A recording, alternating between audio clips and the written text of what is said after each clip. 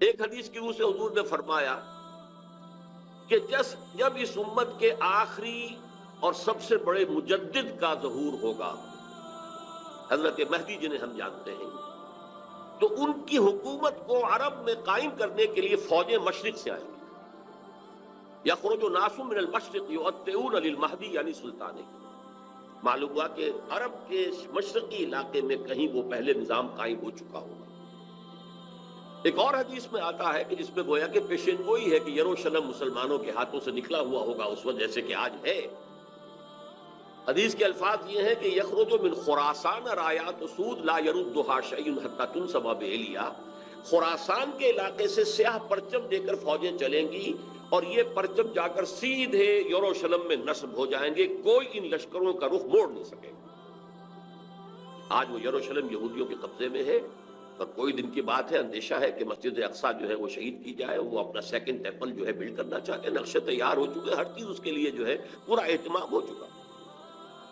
بہرحال یہ تو اشارات ہیں جو احادیث ہمارے پاس ہیں حوالوں کے ساتھ جو اس کے اندر درج ہے۔ اب مشرق میں الحمدللہ کہ ہندوستان بھی مشرقی میں تھا، پاکستان اب مشرق میں ہے، افغانستان مشرق میں ہے۔ خراسان کا لفظ آیا ہے تو خراسان جو ہے حضور کے زمانے میں ایک بہت بڑے علاقے کا نام تھا، جس کا یوں سمجھیے کہ نیوکلیس تو موجودہ افغانستان تھا، کچھ علاقہ پاکستان کا بھی اس میں شامل تھا، جو مالاکنڈ ڈویژن ہے پاکستان کا شمالی، جہاں وہ شریعت کی تحریکیں چلتی رہتی ہیں اور بڑا وہاں پر جو ہے ہنگامہ بھی رہا ہے۔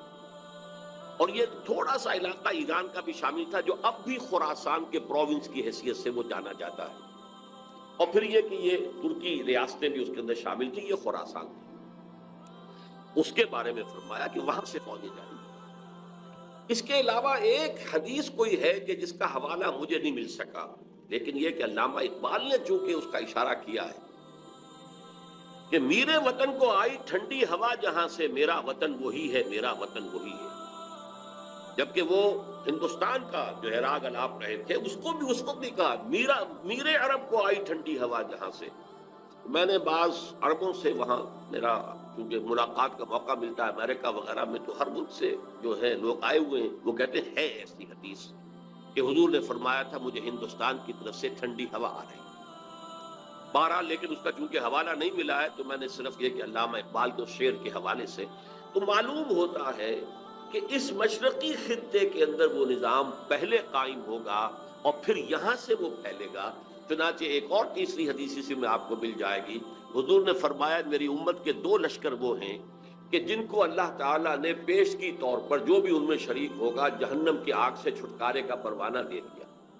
اصابتان من امتی احرزهم اللہ من النار۔ ایک وہ ہوگا جو ہندوستان پر حملہ آور ہوگا، دوسرا وہ ہوگا کہ جو دجال کے ساتھ جنگ کرنے کے لیے حضرت مسیح کے پاس پہنچے گا، حضرت مسیح کے ساتھ دینے کے لیے۔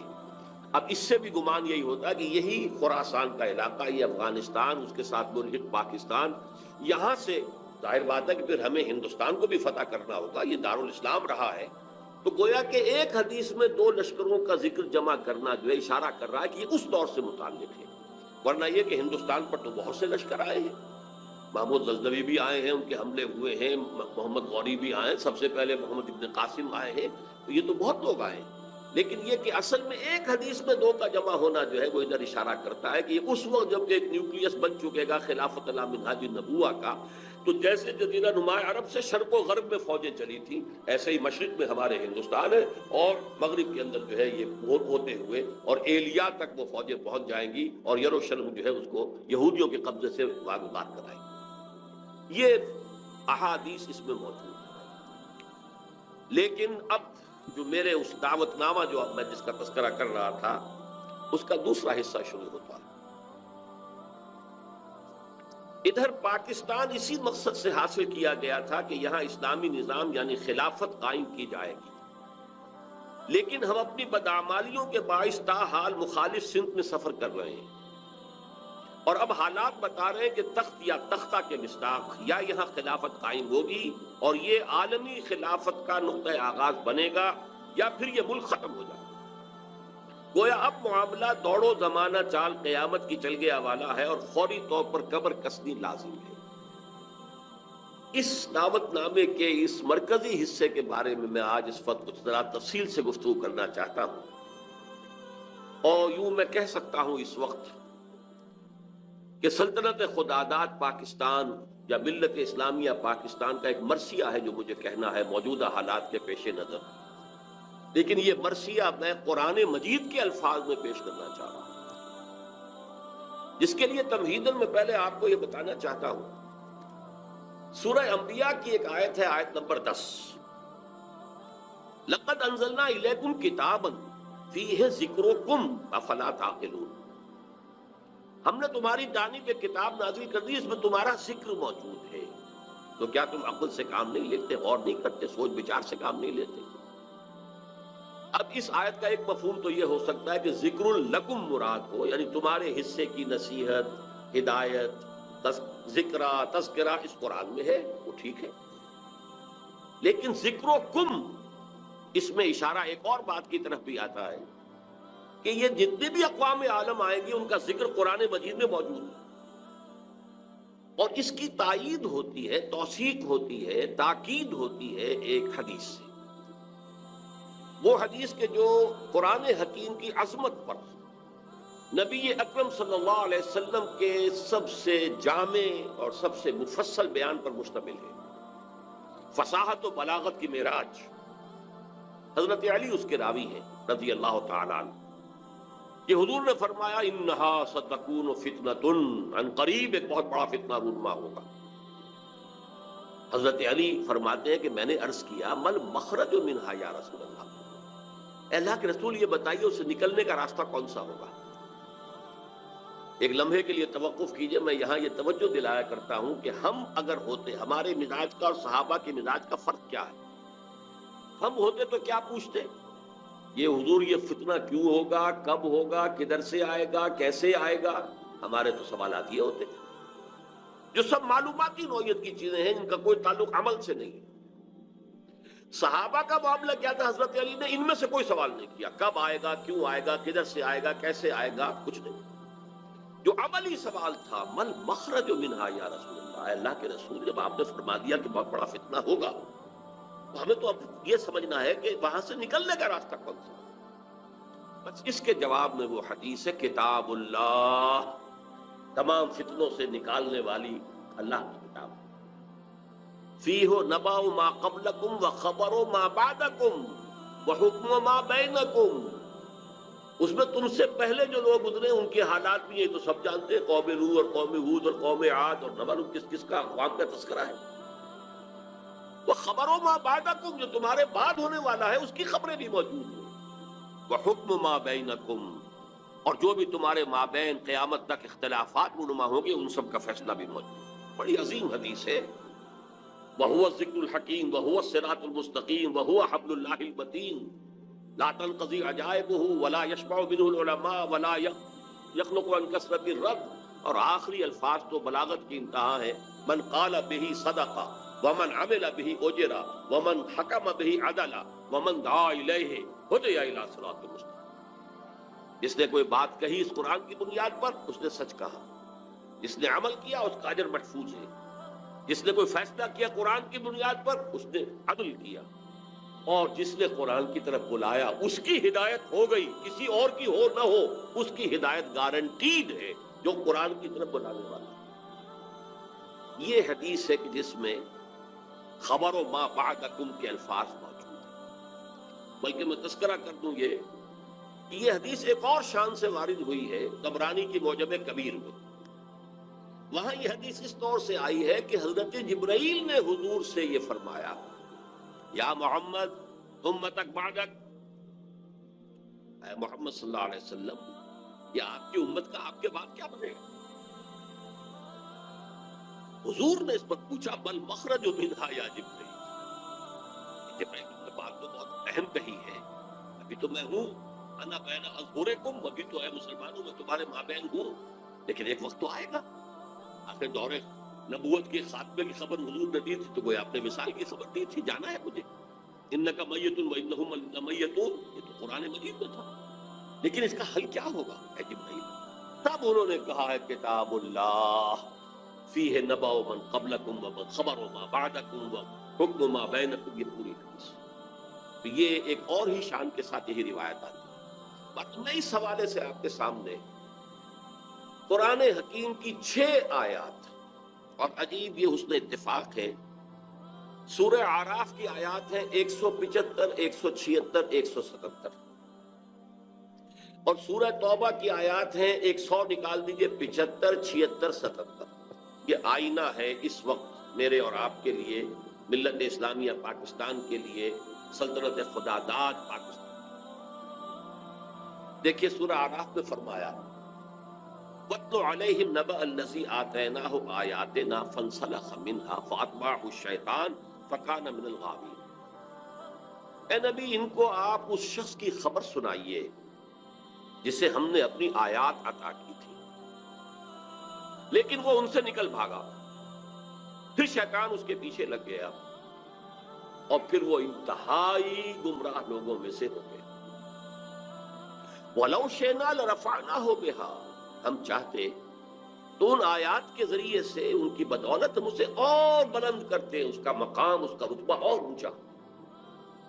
وَلَكِنَّهُ أَخْلَدَ إِلَى الْأَرْضِ، مگر وہ تو زمین کی طرف ہی بیٹھتا اور دھستا چلا گیا۔ فَمَثَلُهُ كَمَثَلِ الْكَلْبِ، تو اس کی مثال تو کتے کی سی ہے۔ إِن تَحْمِلْ عَلَيْهِ يَلْهَثْ، اگر اسے دھتکارو، کوئی ڈھیلا، کوئی لکڑی اس کی طرف اٹھاؤ مارنے کے لیے، تب بھی وہ ہانپتا رہتا ہے۔ ان تترکو یلہث، زبان اس کی نکلی ہوگی، اس میں سے راج ٹپک گئی ہوگی، چھوڑے رکھو گے تب بھی۔ ذالک مثل القوم الذین کذبوا بآیاتنا، یہی مثال ہے اس قوم کی کہ جس نے اپنے رب کی آیات کو جھٹلایا۔ فاقصص القصص، تو اے نبی آپ یہ واقعہ بیان کر دیجئے، لعلہم یتفکرون، شاید کہ وہ غور کریں، سوچ بچار سے کام لیں۔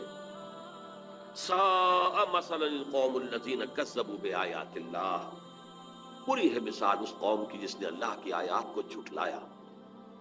وانفسہم کانوا یظلمون، اور وہ اپنے اوپر خود ظلم کرنے والے تھے۔ اب میں اس کی زیادہ تفسیری تفاصیل میں نہیں جاؤں گا، اگرچہ ایک رائے یہ بھی ظاہر کی گئی ہے کہ یہ کسی شخص معین کا تذکرہ نہیں ہے، بلکہ یہ ایک مثال ہے جو اللہ دے رہا، لیکن یہ بات صحیح نہیں ہے۔ وَاتْلُ عَلَيْهِمْ نَبَأَ، وَاضْرِبْ لَهُمْ مَثَلًا سے بات ہوتی تو اس کا امکان تھا، یہاں تو خبر سنا دیجئے اے نبی اس کی خبر۔ اور اس میں حضرت عبداللہ ابن عباس رضی اللہ تعالی عنہما سے کئی جو ہے اقوال مروی ہیں کہ یہ شخص بلعام بن بعورہ تھا۔ تو جو کتاب گنتی ہے، نمبرز تورات کی، اس میں شخص کا ذکر موجود ہے۔ یہ کنعانی تھا، بعض لوگوں کے نزدیک اسرائیلی تھا، لیکن بہت عابد و زاہد، بہت اونچے مقام پر، صاحب کرامت بزرگ جسے کہا جاتا ہے۔ الذی آتیناہ آیاتنا سے مراد یہاں پر کچھ لوگوں نے لیا ہے کہ علم کتاب اسے دی گئی تھی، وہ بات میرے نزدیک صحیح نہیں ہے، بلکہ آیات کہا گیا معجزات کو بھی۔ جس طرح اللہ اپنے انبیاء کو آیات، ہم نے آیات بینات دے کر رسولوں کو بھیجا، ایسے ہی ہے کہ کوئی بہت عابد زاہد کوئی ہو، عابد مرتاز اور زاہد مرتاز، تو اللہ تعالیٰ اسے کرامتیں عطا کرتا، میں کوئی شک نہیں ہے۔ کرامات الاولیاء حق، اس میں کسی شک و شبہ کی گنجائش نہیں۔ اللہ تعالیٰ کی بزرگی کے ظہور کے لیے، اظہار کے لیے وہ ایسے خلق عادت واقعات ظاہر کرتا۔ تو با کرامت بزرگ تھا، لیکن پھر وہ جو دنیاوی خواہشات کی طرف ایسا متوجہ ہوا کہ اس کی ساری نیکی، ساری اس کی بزرگی، ساری روحانیت ختم ہو کر رہ گئی، وہ انتہائی پاتال میں جا۔ بعض مفسرین نے حضور کے دور کے 2 اشخاص کا ذکر بھی کیا ہے۔ امیہ ابن ابی صلت ایک بہت بڑا شاعر تھا کہ جس کی اشعار میں توحید رچی بسی ہوئی تھی، توقع یہ تھی کہ وہ حضور کا سب سے بڑا جو ہے وہ سپورٹر بن جائے گا، لیکن نہیں، مخالف ہو گیا۔ اسی طریقے سے ابو عامر راہب تھا، جیسے ورقہ ابن نوفل مکے میں تھے، تو وہ جا کر جو ہے وہ شام میں انہوں نے عیسائیت اختیار کی، اور وہ بہت بڑے عالم تھے، کان یکتب التوراۃ بالعبرانیہ۔ اسی طرح یہ ابو عامر خزرجی تھا، اور یہ بھی عیسائی ہو گیا تھا، شام میں رہا، اور پھر یہ بہت بڑا زاہد اور عابد اور عالم شخص تھا، لیکن یہی بدترین دشمن ہو گیا محمد رسول اللہ کا۔ جبکہ ورقہ ابن نوفل نے جو ہے حضور کی تصدیق کی تھی جب حضرت خدیجہ رضی اللہ تعالی عنہا لے کر گئی تھی حضور کو ان کے پاس۔ بہرحال میرے نزدیک یہ بلعام بن باعورہ ہی کا تذکرہ ہے جو ہو رہا ہے کہ وہ بہت با کرامات بزرگ تھا، لیکن زمینی خواہشات دو سب سے نمایاں: بطن، پیٹ کھانے کو مانگتا ہے، یہ انسان کی بہت بڑی ضرورت ہے، اس لیے کہ ظاہر بات ہے جو پریزرویشن آف دی سیلف ہے، اپنے بقا کے لیے اسے غذا چاہیے، لیکن اس کے ساتھ چٹخارا بھی لگا ہوا ہے، یہ اس کے ساتھ اضافی شے ہے۔ اور دوسری ہے جنسی خواہش، شہوت، پریزرویشن آف دی اسپیشیز، اپنی نسل کو برقرار رکھنے کے لیے۔ یہ دونوں جو ہیں حرصیں انسان کے اندر جب یہ اعتدال سے بڑھتی ہیں تو تباہی کا ذریعہ بنتی ہیں۔ لیکن یہاں نوٹ کیجئے کہ ایک شخص جسے اللہ نے اپنی آیات عطا کی، صاحب کرامت بزرگ تھا، لیکن وہ اس سے نکل بھاگا، اور یہاں فرمایا پھر شیطان اس کے پیچھے لگ گیا، اور یہ بہت اہم نکتہ ہے۔ یعنی اولاً نہیں شیطان کے اغوا سے کوئی شخص جو ہے وہ گمراہ ہوا کرتا، قرآن مجید میں صاف یہ بات آئی ہوئی ہے، ان عبادی لیس لک علیہم سلطان، دیکھو تمہیں ہم مہلت تو دے رہے ہیں، قیامت تک کے لیے تمہاری زندگی طویل ہوگی، اور تم ہمارے بندوں کو جس طرح چاہو گمراہ کرنے کی کوشش کرنا، لیکن تمہیں اختیار کوئی حاصل نہیں ہوگا، اختیار اسے حاصل نہیں۔ تو جو شخص خود اپنی جو ہے داخلی غلط تقاضوں کے تحت غلط راستہ اختیار کرتا ہے، پھر شیطان اس کے پیچھے لگ جاتا ہے، وَأَتْبَعَهُ الشَّيْطَانُ، تو شیطان اس کے پیچھے لگ گیا، فَكَانَ مِنَ الْغَاوِينَ، پھر وہ ہمارے ہاں جو کولوکیل لینگویج میں پھر برے کو گھر تک پہنچا کر رہتا ہے، وہ پھر آخری درجے تک پہنچا کر ہی وہ بس کرتا ہے، تو اس درجے تک بلعام بن باعورہ پہنچ گیا۔ وَلَوْ شِئْنَا رَفَعْنَاهُ بِهَا، ہم چاہتے تو اسے اور بلند کرتے، اس کے اور مقام اونچا ہوتا، وَلَكِنَّهُ أَخْلَدَ إِلَى الْأَرْضِ، وہ تو زمین میں دھستا چلا گیا۔ زمین سے مراد وہی زمینی خواہشات، نفسانی خواہشات۔ فَمَثَلُهُ كَمَثَلِ الْكَلْبِ، اس کی مثال کتے کی۔ اب کتا وہ جانور ہے حیوانات میں، پیٹ اور جنس دونوں شہوتیں اس میں انتہا کو پہنچی، لہذا چاہے خوب پیٹ بھرا ہو، کسی صاحب کا یا کسی میم کا کتا ہو، خوب گوشت کھا کے گھر سے نکلا ہو، لیکن پھر بھی وہ باہر جائے گا تو ہر شے کو سونگے گا کہ شاید کوئی کھانے کی چیز ہو، یہ اس کی یعنی سمجھ جبلت کے اندر داخل، یہاں تک کہ آپ اس کو کوئی ٹھیکا ماریے مارنے کے لیے تو وہ بھی اس کو بھی سونگے گا کہ شاید اس میں کوئی کھانے کی کوئی شے موجود ہو، چلے گا بھی تو ادھر ادھر ہوتا ہوا سونگتا ہوا، اور وہ اپنی شرمگاہ کو چاٹتا رہتا۔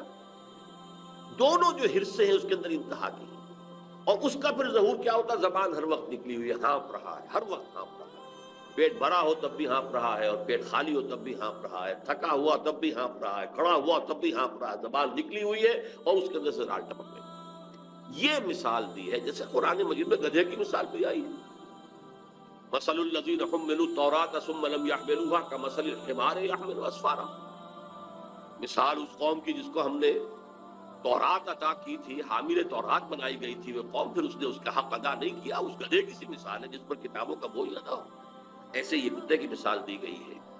اس کے بعد فرمایا ذالک مثل القوم الذین کذبوا، یہ صرف ایک فرد کا معاملہ نہیں ہوتا، پوری قومیں بھی اس تمثیل پر پوری اترتی ہیں، اور اسی ڈسکرپشن کے اوپر وہ پوری اترتی ہیں۔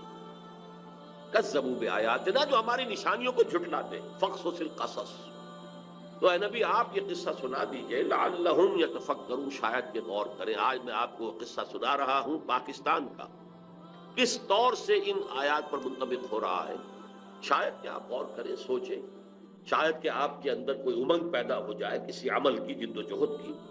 سا مثلا القوم الذین کذبوا بآیاتنا، آخری آیت بری مثال ہے اس قوم کی جس نے ہماری آیات کو جھٹلایا، وَكَانُوا أَنفُسَهُمْ يَظْلِمُونَ، وہ اپنے اوپر ہی ظلم کرتے رہے، ظاہر بات ہے ہمارا کسی نے کیا بگاڑا۔ اب اندازہ کیجئے پاکستان وہ ملک ہے اس روئے ارضی پر جو بہت بڑی اللہ کی نشانیوں کے ساتھ وجود میں آیا۔ سب سے پہلی نشانی 27ویں رمضان کو اس کا قیام عمل میں آیا، غور کیجئے، جو بہترین رات ہو سکتی، فیہا یفرق کل امر حکیم، جس میں کہ تمام جو بھی اللہ تعالیٰ کے پختہ فیصلے ہیں وہ کیے جاتے ہیں۔ پاکستان 27ویں شب رمضان مبارک کی، اس میں اس کا وجود ہے۔ پھر غور کیجئے کیسے قائم ہوا، کوئی امید کچھ عرصے پہلے بھی نہیں تھی کسی کو کہ پاکستان قائم ہو جائے۔ عام طور پر سمجھا گیا تھا یہ مسلم لیگ نے بارگیننگ کے لیے اتنی بڑی بات کر لی ہے، کوئی لے دے کر معاملہ ہو جائے گا۔ اور سب سے بڑی بات یہ کہ خود 1 سال پہلے Quaid Azam cabinet mission plan کو تسلیم کر چکے۔ اس کا کیا مطلب تھا کہ کم سے کم 10 سال کے لیے ایک آزاد پاکستان کا وجود مؤخر ہو گیا۔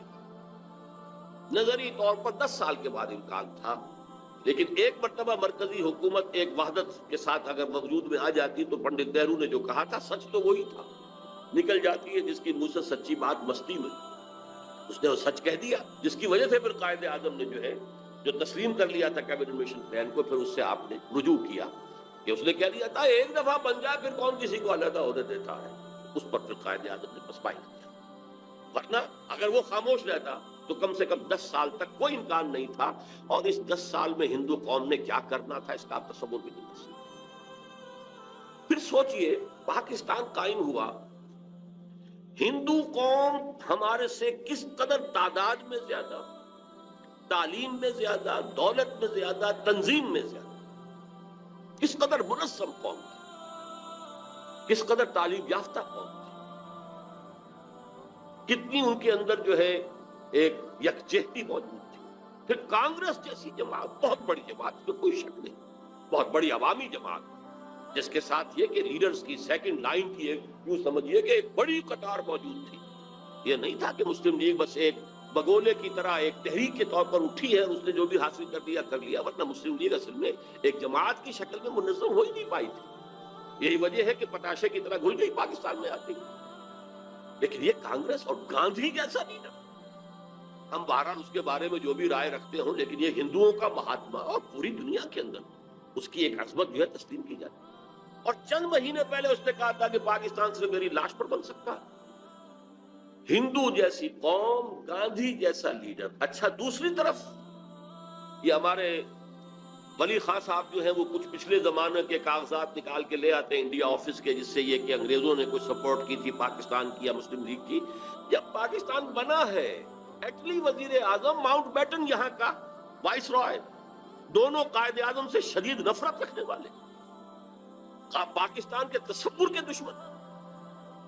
لیبر پارٹی کی گورنمنٹ تھی، کنزرویٹو پارٹی گورنمنٹ ہوتی تو کچھ شکوک و شبہات کا موقع تھا، لیکن یہ تو لیبر پارٹی کی حکومت نے جو کچھ لکھا ہے بعد میں وہ سب کے سامنے ہے، اب تو کچھ بھی باتیں نہیں رہی۔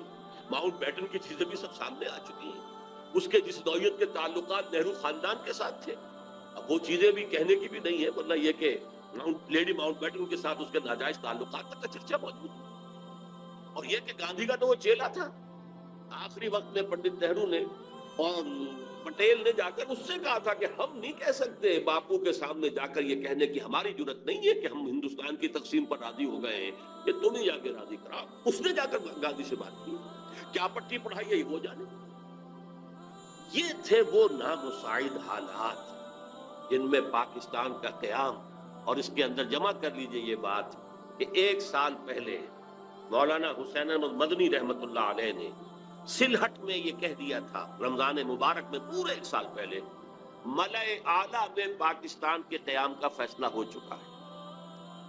ملأ اعلیٰ سے مراد فرشتوں کا وہ سب سے اونچا طبقہ ہے، جو اللہ کا مقربین جو ہوتے ہیں، ملائکۃ المقربین، وہ ملأ اعلیٰ سب سے اونچا، وہاں فیصلہ ہو گیا پاکستان کے اندر۔ یہ دوسری بات ہے کہ جب ان سے پوچھا گیا کہ پھر ہم کیوں مخالفت کر رہے ہیں، ہماری پالیسی وہ بدل جانی چاہیے، انہوں نے کہا کہ در حقیقت وہ تکوینی معاملہ ہے اللہ کا، ہمارا کام تکوینیات کے حوالے سے نہیں ہے، بلکہ ہمیں تو اپنی سوچ اور سمجھ سے جو بھی رائے صحیح ہے اسی کے اوپر کام کرنا ہے، لیکن فیصلہ ہو چکا۔ یہ 1 سال پہلے کی بات ہے، اور ایسے شخص کی گواہی ہے جو پاکستان کے ساتھ کوئی متفق نہیں تھا، اگرچہ بعد میں انہوں نے تسلیم کیا، بہت خوبصورتی سے تسلیم کیا۔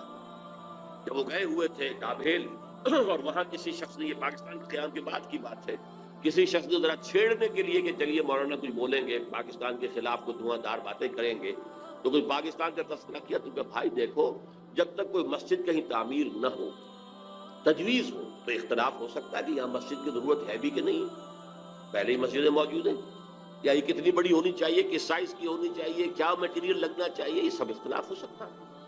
پاکستان کے بننے سے پہلے ہمارا اختلاف تھا، لیکن مسجد بن جائے تو اس کی حفاظت ہر صاحب ایمان کا تقاضا ہے۔ اب پاکستان کی حیثیت بالکل بدل گئی۔ یہ الفاظ مولانا مدنی رحمت اللہ علیہ جو وہاں موجود تھے، مولانا محمد مالک کاندھلوی، رحمت اللہ علیہ، جنہوں نے کہ یہ الفاظ ہماری قرآن کانفرنس میں ایک مرتبہ بیان کی. اچھا، یہ ہے وہ آیات، وہ کرامات جس کے ساتھ پاکستان وجود میں آ رہا ہے. ذرا پیچھے چلیے. جب خلافت عثمانیہ کے خاتمے کی سازشیں ہو رہی تھی تو پوری دنیا میں صرف ہندوستان میں تحریک چلی، کہیں اور نہیں چلی. وہ سلطنت عثمانیہ بہرحال خلافت کے نام سے تھی، چاہے حقیقت نہیں تھی، وہ ایک ملوکیت ہی تھی، اور اب اس پہ زوال بھی آ گیا تھا، یورپ کا مرد بیمار بھی کہا جا رہا، جو بھی کچھ تھا. لیکن عظمت اسلامی کا ایک سمبل، ایک نشانی تھی. اس کے خلاف سازشیں ہو رہی تھی، اور اس وقت تحریک چلی، صرف ہندوستان میں کہیں بھی نہیں چلی، پوری دنیا میں کہیں بھی نہیں. بلکہ عربوں نے تو بغاوت کی ترکوں کے خلاف، اور اصل میں تو انہی کی بغاوت کے نتیجے میں یہ سارا معاملہ ختم ہوا. لیکن ہندوستان میں وہ تحریک چلی، اور ایسے زور شور کے ساتھ چلی، بولی اماں محمد علی کی جان بیٹا خلافت میں دے دو، پورا ہندوستان گونج گیا. ذرا اس سے بھی پیچھے جائیے، دیکھیے ختم نبوت کے بعد سب سے بڑا منصب مجددین امت ہے، کہ جو سنن ابی داؤد کی روایت کی روح سے ان اللہ یبعث فی هذه الامه علی راس کل 100 عام من یجدد لها دینہا. یقیناً اللہ اس امت میں ہر صدی میں ایسے لوگوں کو اٹھاتا رہے گا جو دین کو تازہ کر دیں گے. دین کے اوپر جو بھی کوئی غبار آ جائے گا، کوئی اس کی تعلیمات دھندلا جائیں گی، اس کو ہٹا کر صحیح دین کی شکل دوبارہ دکھا. 1000 برس تک سارے مجددین امت عالم عرب میں آئے. عمر بن عبدالعزیز سے چلیے اور امام ابو حنیفہ گنتے چلے جائیے، شیخ عبد القادر جیلانی، امام غزالی، امام ابن تیمیہ، سب وقت. 11ویں صدی کا مجدد اعظم شیخ احمد سرہندی ہندوستان، 12ویں صدی کا مجدد اعظم شاہ ولی اللہ دہلوی ہندوستان، 13ویں صدی کا مجدد اعظم سید احمد بریلوی ہندوستان، 14ویں صدی کا مجدد اعظم شیخ الہند اسیر مالٹا ہندوستان، اور مزید برآں علامہ اقبال جیسا مفکر، مولانا مودودی جیسا مصنف، مولانا الیاس جیسا مبلغ پوری دنیا میں کہیں نظر نہیں آتا. ان کی تحریکیں جو ہے پوری دنیا میں چھا گئی. سلسلہ نقشبندیہ مجددیہ پوری دنیا میں چلا گیا. پورے ٹرکش بیلٹ میں وہی ہے، وہ امام شامل ہوں یا اس وقت جو چیکنیا کے معاملات ہیں، یا پورے ترکستان کے اندر یہی ہے. خود یہ افغانستان کے اندر وہی سلسلہ نقشبندیہ مجددیہ، ان کے صدر بھی تھے مجددی. پھر شاہ ولی اللہ ہی کے تو در حقیقت علم کا یہ ظہور ہے کہ جو پورا افغانستان میں جو مدارس کہاں کے پڑھے ہوئے لوگ ہیں یہ طالبان، وہی دیوبندی مدارس ہے کہ جو شاہ ولی اللہ کے علوم کا وارث بنے. گویا کہ ریورس گیئر لگا ہے. ایک بات عجیب ذرا نوٹ کیجئے گا، 1000 برس جو پہلے تھے ہندوستان میں آتے تھے، باہر سے علماء آ رہے ہیں، صوفیاء آ رہے ہیں، ادیب آ رہے ہیں، دانشور آ رہے ہیں ہندوستان میں. اور جب یہ الف ثانی شروع ہوا، امت کی تاریخ کا دوسرا 1000 سال، تو ریورس گیئر لگ گیا. معین الدین چشتی ادھر سے آئے تھے، سلسلہ مجددیہ نقشبندیہ یہاں سے چلا، شاہ ولی اللہ کے علوم یہاں سے چلے، علامہ اقبال کا فکر یہاں سے پھیلا، پوری دنیا میں پھیلا. ڈاکٹر علی شریعتی سے پوچھئے، مالک ابن نبی سے پوچھئے، بہت بڑا جو دانشور ایران کا اور بہت بڑا دانشور جو ہے عالم عرب کا. پھر مولانا مودودی کی کتابیں دیکھ لیجئے، پوری دنیا کے اندر عربی میں، انگریزی میں ٹرانسلیٹڈ ہر جگہ مل جائیں گے. اور یہ مولانا الیاس کے شروع کرنا تحریک کہاں سے کہاں پہنچی ہے. لاکھوں آدمی ایک وقت کے اندر جو ہے وہ مسلسل حرکت کے اندر. یہ ساری آیات ہیں، اس سب کا امین یہ پاکستان. یہ سارا ہمارا ورثہ یہ پیچھے 11ویں صدی، 12ویں صدی، 13ویں صدی، 14ویں صدی، اور پھر یہ کہ پاکستان وجود میں آیا 27ویں کو. یہ پاکستان ہندو اور انگریز دونوں کی مخالفت کے علیہ رغم قائم. اور اس وقت نقشہ میں آپ کے سامنے کھینچ رہا ہوں سورہ اعراف کی آیت نمبر 129 کے حوالے سے.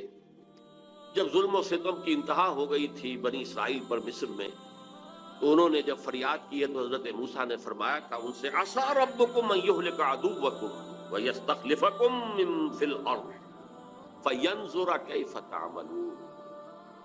امید ہے کہ تمہارا رب تمہارے دشمن کو ہلاک کر دے گا اور پھر تمہیں زمین کے اندر تمکن عطا کرے گا، پھر دیکھے گا تم کیا کرتے. ویسے تو یہ دنیا کی زندگی افراد کے لیے بھی امتحان گاہ ہے. قلزم ہستی سے تو ابھرا ہے مانند حباب، اس زیاں خانے میں تیرا امتحان ہے زندگی. خلق الموت والحیات لیبلوکم ایکم احسن عملا. ہم ایک امتحانی عرصے میں سے گزر رہے ہیں. قوموں کا امتحان اپنی جگہ ہوتا ہے، امتوں کا، ملکوں کا امتحان اپنی جگہ ہے. فَيَنْظُرَ كَيْفَ تَعْمَلُونَ، پھر وہ دیکھے گا تم کیا کرتے. اب دیکھیے ہمارے ہاں کیا ہوا بدقسمتی سے. مسلم لیگ کی جو ٹاپ کی قیادت تھی، پہلی بات تو یہ ہے کہ مسلم لیگ بحث کی تو مسلم لیگ تو تقریباً سمجھیے کہ ختم ہو گئی قائد اعظم کے انتقال کے بعد، زیادہ کہیں گے تو لیاقت علی خان کی شہادت کے بعد. لیکن یہ ہے کہ پہلے دن سے بھی ہم نے رخ اسلام کی طرف نہیں کیا. ہمیں اپنے بزرگوں کا بھی اب تذکرہ جو ہے کرنا پڑے گا. میں قائد اعظم کو ہرگز دھوکے بعد آدمی نہیں سمجھتا، جھوٹا نہیں سمجھتا، صاحب کردار آدمی تھے. میری تعویل یہ کہ انہوں نے یہ سمجھا تھا کہ اگر پاکستان ایک نوزائیدہ مملکت ہے، ہم نے فوراً اسلام کا ڈنکا بجا دیا اور نعرہ لگا دیا تو پوری دشمن قوت جو ہے ہمیں دبوچ لے گی. لہذا اب جبکہ ایک ایسا ملک وجود میں آ گیا جہاں غالب اکثریت مسلمانوں کی ہے، تو خالص سیکولر اصول سے بھی تو یہاں اسلام ہی آئے گا نا. سیکولر اصول کیا ہے کہ لوگوں کی اکثریت جو چاہے گی ہوگا، یہی اصول ہے.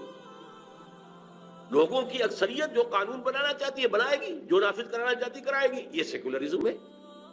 تو اب خالص سیکولر اصولوں سے ہندوستان ایک وحدت رہتا تو یہاں اسلام کے آنے کا کوئی سوال نہیں تھا. اکثریت ہندوؤں کی تھی، کوئی امکان ہی نہیں تھا. لیکن اب یہ ہے کہ اگر مسلمان یہاں کے چاہیں گے تو یہاں شریعت بھی آ جائے گی، نظام بھی آ جائے گا، سب کچھ ہو جائے گا.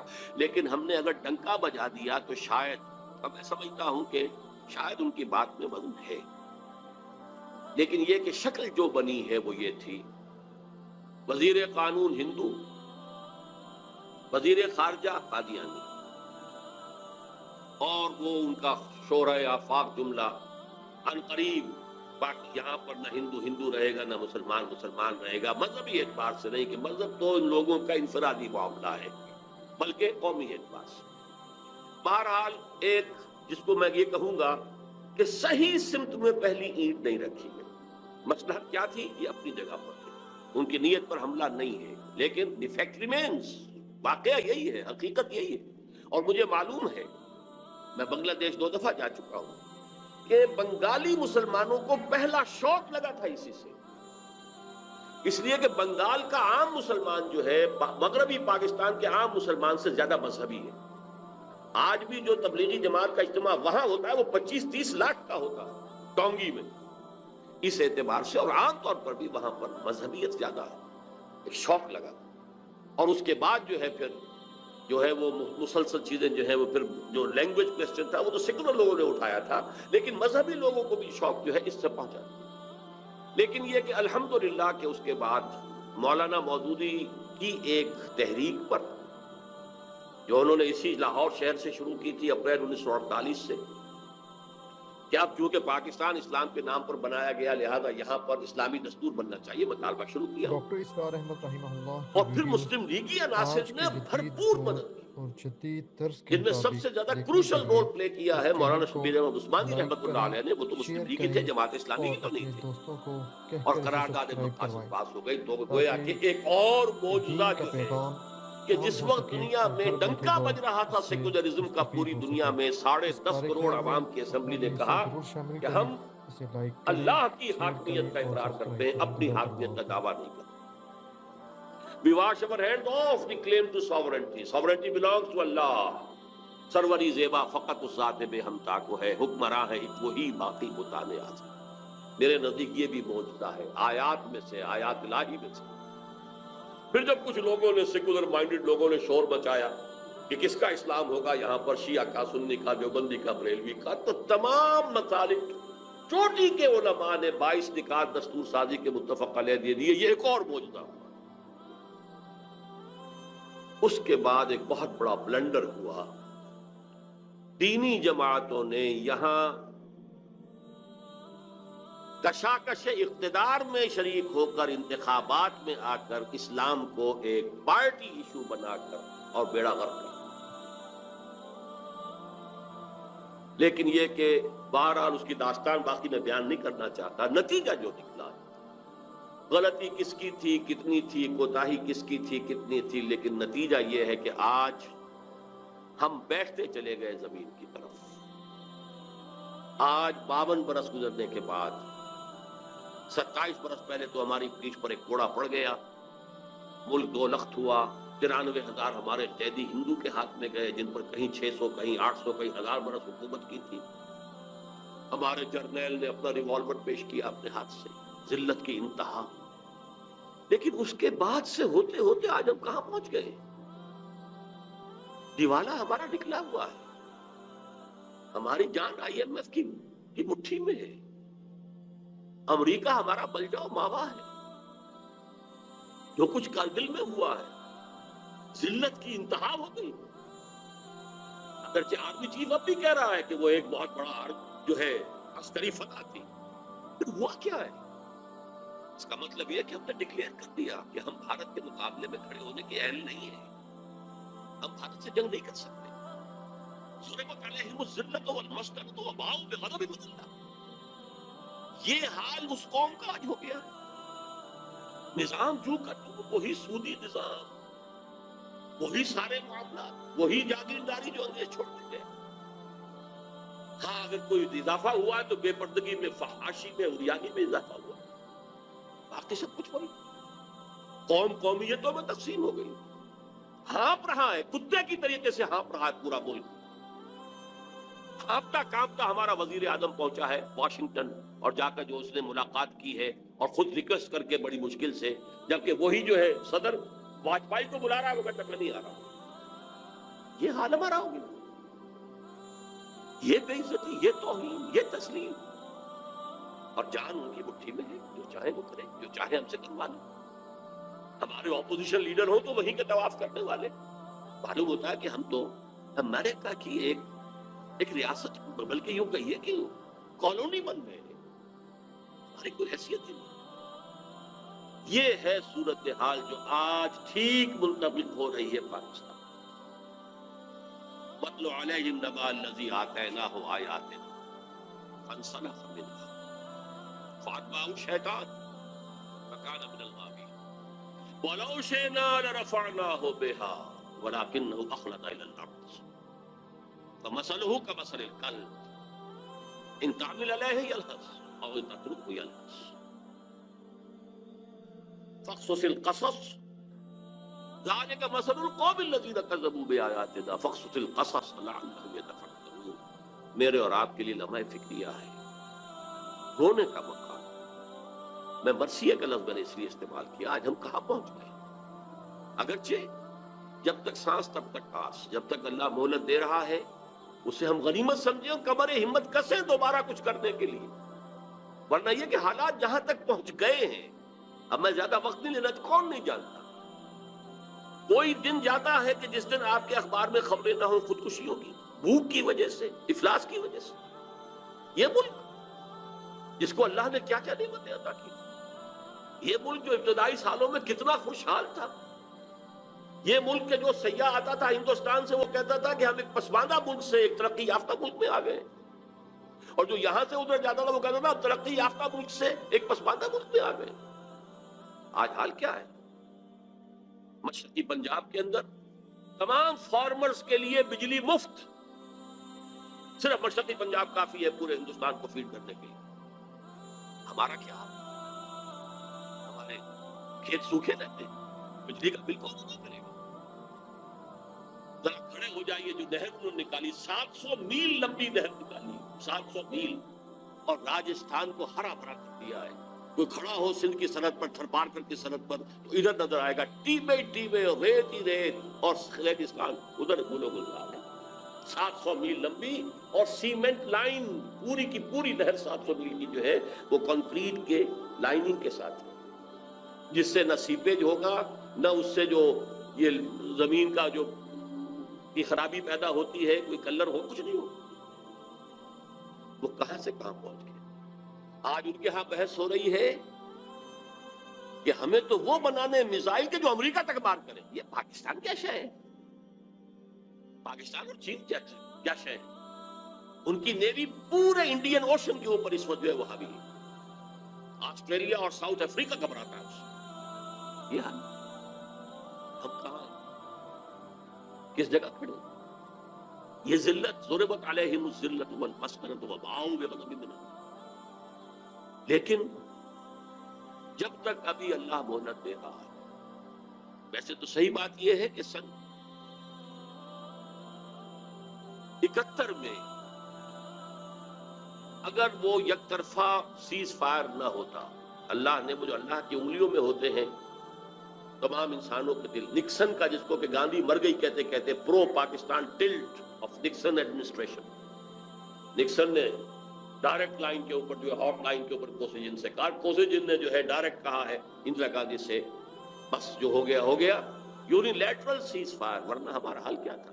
سیالکوٹ کا سیکٹر ٹوٹا ہوا تھا، راجستھان کا سیکٹر ٹوٹا ہوا تھا، لے دے کر ایک ٹھکا خاں جو ہے ٹاسک فورس لے کر بیٹھا ہوا تھا سلیمان کی ہیڈ ورکس پر، ایئر فورس ہماری تقریباً جو ہے وہ مفلوج ہو چکی تھی، وہ اواکس کے قسم کے جو ہے وہ ہیلی کاپٹر رشیا نے اسے دے دیے تھے کہ ہمارا ہلتا بھی تھا جہاں تو انہیں معلوم ہو جاتا تھا، ہماری نیوی کو ہٹ کر گئے وہ آ کر ہماری بندرگاہ کے اندر، لینڈ ڈیفنسز کی فکر ہو رہی تھی کہ کہیں وہاں اتر ہی نہ آئے ہماری خشکی کے اوپر سمندر کے راستے سے۔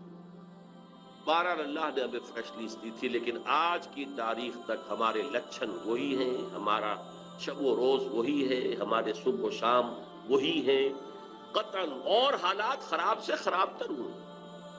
جو اربوں کے غبن ہوئے وہ تو بعد میں ہوئے، جس طریقے سے کہ اس ملک کی معیشت کا بیڑا غرق کیا وہ تو بعد میں ہوا، ہم اور دھستے چلے گئے، وَلَٰكِنَّهُ أَخْلَدَ إِلَى الْأَرْضِ، زمین میں دھستا چلا گیا، وہ نقشہ ہے پاکستان۔ اب ذرا چند منٹ، میں نے عرض کیا تھا نا، یہ 175 176 177 آیات یہ ہیں جن میں ہماری تصویر ہے۔ اب 75 76 77 سورہ توبہ، ہمارے معاشرے کی اخلاقی جو حالت اس وقت ہے اس کا نقشہ دیکھنا ہو تو ان آیات میں دیکھیں۔ سورہ توبہ کا ایک بہت بڑا مضمون ہے منافقین کے بارے میں، ان کے کیا خصائص ہیں، ان کی پھر اللہ کے ہاں کس قدر بڑا عذاب ان کے لیے ہے، کس طریقے سے وہ حضور کے استغفار سے بھی محروم کر دیے گئے۔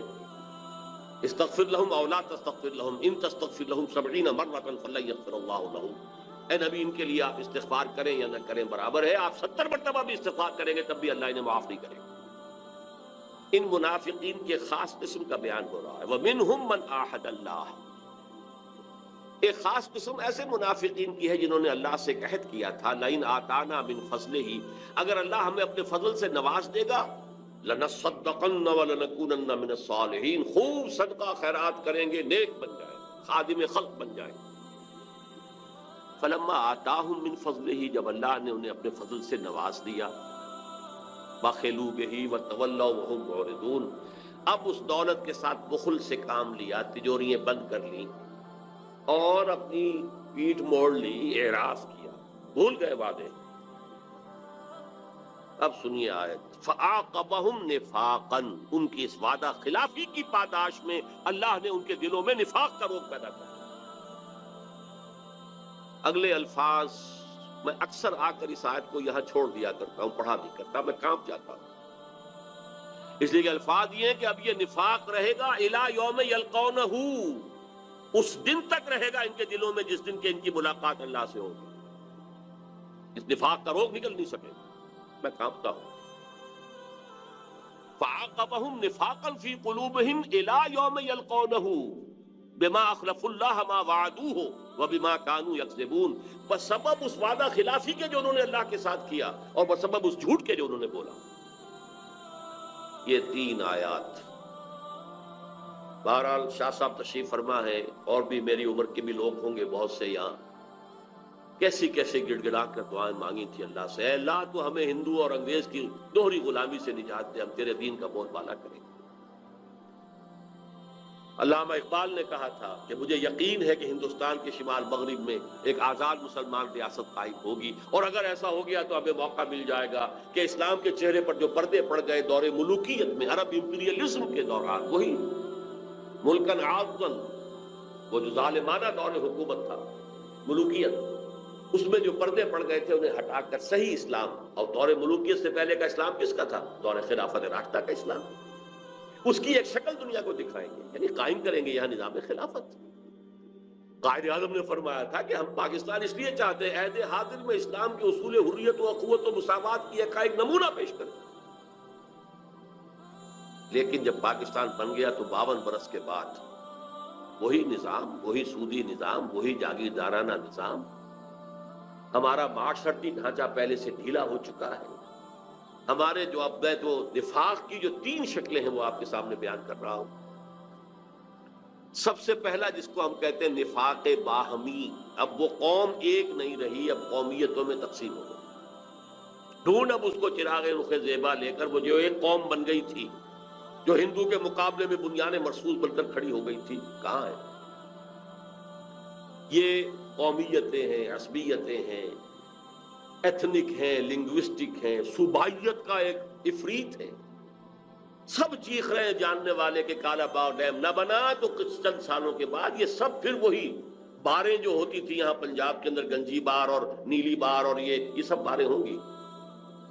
ये यहाँ की सारी जरखेजी खत्म हो जाएगी। दोनों आपके डैम सिल्टअप हो रहे हैं, मुसलसल सिल्टअप हो रहे हैं। क्या होगा? लेकिन नहीं, सूबाइयत रास्ते में आई। इतना भारी मैंडेट लेकर आने वाले ने भी बड़ा ऐलान कर दिया था बनाएंगे, फिर कैसे चुप होके बैठ जाना पड़ा। उसका अब नाम भी नहीं, जिक्र भी नहीं, कोई तस्करा भी नहीं। क्यों? सूबाइयत मसला, शिया सुन्नी का मसला। ये सारी मुनाफिकत बाहमी, निफाक बाहमी, ये नतीजा है इसका अल्लाह के साथ बदअहदी का और खिलाफत। सबसे बड़ी बात यह कि जो अखलाक का दीवाना निकला है, मालियात का जो दीवाना निकला है वो तो सबके इल्म में है, लेकिन अखलाक का जो दीवाना निकला है, और उसके लिए 2 हदीसें मैं आपके सामने रखता हूं। हुजूर ने फरमाया, और ये मुत्तफक अलैह रिवायत है बुखारी और मुस्लिम दोनों की, हजरत अबू हुरैरा से, आयतुल मुनाफिक सलासुन, मुनाफिक की 3 निशानियां हैं। और मुस्लिम शरीफ की रिवायत में इजाफी अल्फाज हैं, व इन सामा व सल्ला व ज़ामा अन्नहु मुस्लिमुन, खा वो शख्स नमाज पढ़ता हो, रोजा रखता हो और अपने आप को मुसलमान समझता हो, लेकिन अगर ये 3 चीजें हैं तो कट्टर मुनाफिक है। जब बोले झूठ बोले, इज़ा हदसा कज़बा, व इज़ा वादा अखलफा, वादा करे तो खिलाफ वर्जी करे, व इज़ा तुमिना खाना, जब अमानत अमीन बनाया जाए तो खयानत करे। देख ली, इल्ला माशाअल्लाह। जो कौम की अक्सरियत का हाल है वो ये है कि जो जितना बड़ा है उतना ही बड़ा झूठा, उतना ही बड़ा वादा खिलाफ, उतना ही बड़ा खाइन और गबन करने वाला। अरबों के गबन है। अब तो जानने वाले बताते हैं कि 32 बिलियन का हम पर कर्ज है और 60 बिलियन हमारा जो है बाहर गया हुआ, और 33 बिलियन हम दे चुके हैं सूद के अंदर, लेकिन वो खड़ा हुआ है कर्ज। अखलाक का दीवाला निकल गया। दूसरी हदीस में अब्दुल्लाह इब्न अम्र इब्न अल-आस से है, वो भी मुत्तफक़ुन अलैह है।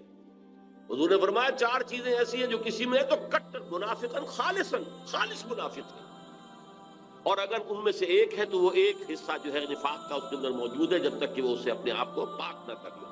3 चीजें वही हैं जो पहली हदीस में थी। चौथी ये कि वैदा खासम फजरा, जब कहीं झगड़ा हो जाए तो फौरन जो है कूतकार पर और गालम गलोच पर उतर आए, आपे से बाहर हो जाए। देख लीजिए, यार्ड स्टिक ले लीजिए हाथ में, मास्टर को नाप लीजिए।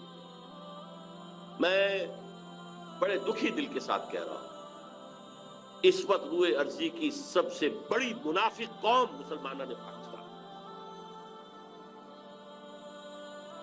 ये शक्ल कहीं दुनिया में नजर नहीं आई। तीसरी मुनाफिकत का जो सबसे बड़ा हमारा है, किसी मुल्क का सबसे सेक्रेट डॉक्यूमेंट होता है दस्तूर, और हमारा दस्तूर मुनाफिकत का पलंदा, पूरा इस्लाम उसमें मौजूद है, करारदाद मकासिद मौजूद है, ये दफा मौजूद है 227 के, यहां कोई किताब और सुन्नत के खिलाफ कानून साजी नहीं हो सकती, कोई मनाफी कानून रह नहीं सकता, लेकिन उसको बांध दिया है आइडियोलॉजी काउंसिल के साथ, वो इसके ऊपर रिपोर्टें देती रहेगी। रिपोर्टों का क्या हश्र होगा? खाली चुप।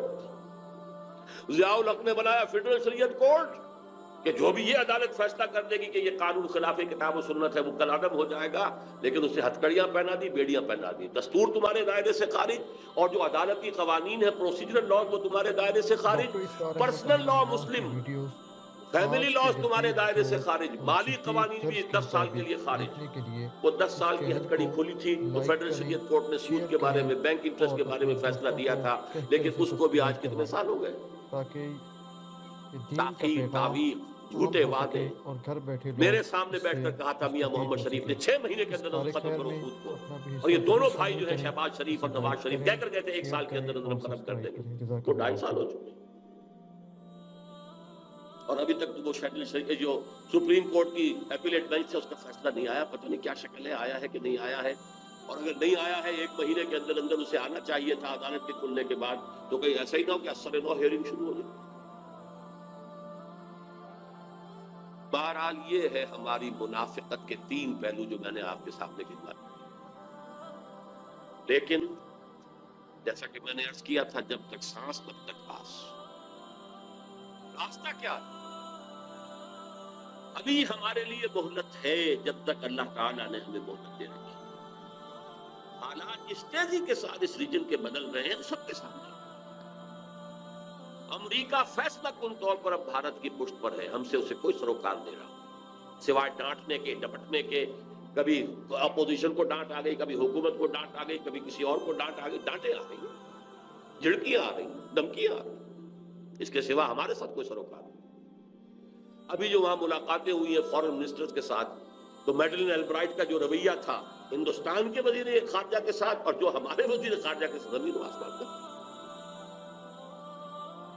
ان کو کاؤنسلنگ ہو رہی ہے. ان کے لیے جو ہے پھر یہ آج کی جو خبر ہے وہ یہ ہے کہ اب زیادہ مضبوط حکومت بی جے پی کی بن سکے گی. تقریباً جو ریزلٹس جو ہیں جو آئے ہیں, اب ان کی پوزیشن ایسی ہو گئی ہے کہ شاید انہیں, خیر وہ ایبسولوٹ میجورٹی بی جے پی کی تو نہیں, اس کے الائز کے ساتھ جو ہے, لیکن بہت مستحکم حکومت ہوگی. وہ اتنی باریک, وہ اتنی کمزور حکومت نہیں ہوگی. اور بی جے پی کے عزائم جب تک ابھی وہ کچھ اپنے الائز کے لیے ساتھ بندھی ہوئی ہے, ایبسولوٹ میجورٹی اسے نہیں ملی ہے, تب تک تو اس نے کچھ چیزوں کو ابھی روک لیا ہے. وہ الائز کے دباؤ کے تحت کامن سول کوڈ روک لیا ہے, کشمیر کا اسپیشل سٹیٹس روک لیا ہے, اور جو ان کے دل کی بات ہے وہ روکتی ہے. دل کی بات یہ کہ پاکستان کو ختم کرنا ہے.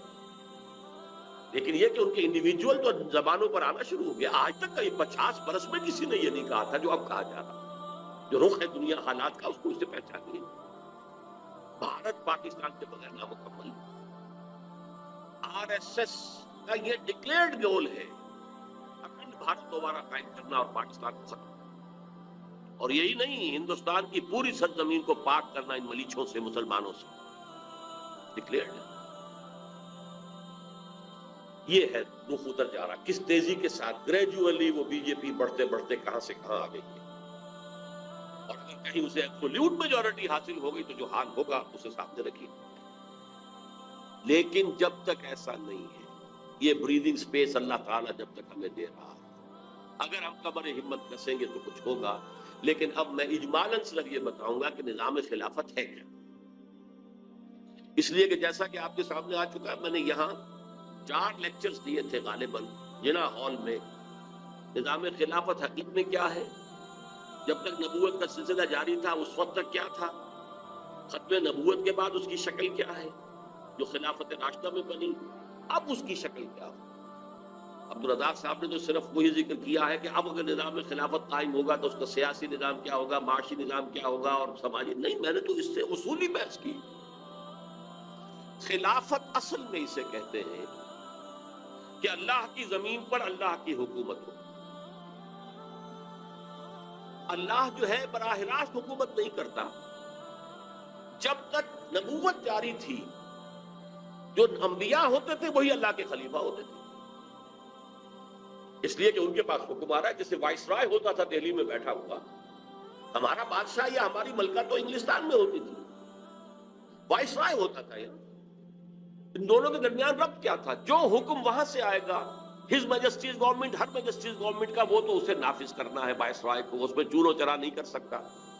جہاں کوئی حکم وہاں سے نہیں آیا, یہاں لوکل اپنے حالات کو دیکھ کر جو بہترین اس کی رائے بنے گی اپنے ججمنٹ, اپنے اجتہاد سے فیصلہ کر سکتا ہے. یہ خلافت ہے, یہ وائس ریجنسی ہے.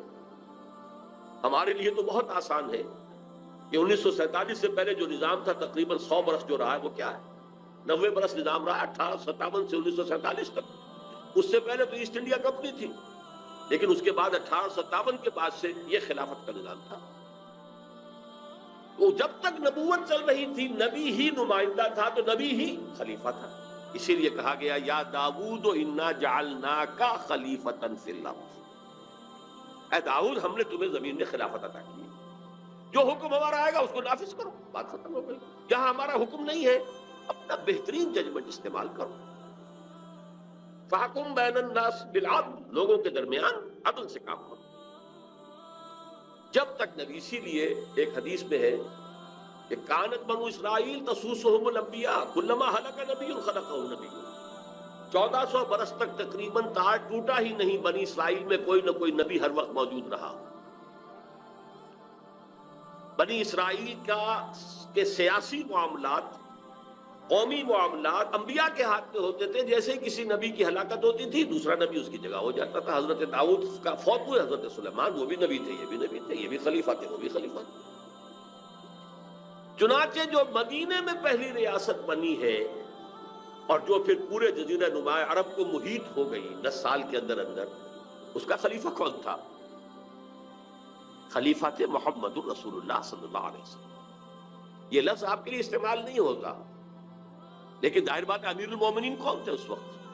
محمد الرسول اللہ صلی اللہ علیہ وسلم۔ خلیفہ کون تھے؟ جیسے داؤد خلیفہ تھے، محمد الرسول اللہ خلیفہ۔ اللہ کا جو حکم آیا آپ نے نافذ کیا، جہاں حکم نہیں آیا اپنی ثوابیت سے فیصلہ کیا۔ البتہ جب حضور پر نبوت ختم ہو گئی، اب اجتماعی خلافت کا دور شروع ہوا۔ اب کسی کے پاس ڈائریکٹ جو ہے وہ اللہ کے ساتھ لنک جو ہے کہ وہاں سے حکم آ رہا ہو، وہی کے ذریعے سے وہ ختم ہو، کھڑکی بند ہو گئی وہی۔ یہ اللہ کی کتاب ہے تمہارے پاس، یہ نبی کی تمہاری سنت ہے تمہارے پاس، گو ہیڈ، دو آنکھوں سے اپنا راستہ دیکھو اور اجتہاد کرتے ہوئے آگے بڑھو۔ اور اب خلیفہ چنا جائے گا مسلمانوں میں سے۔ اب یہ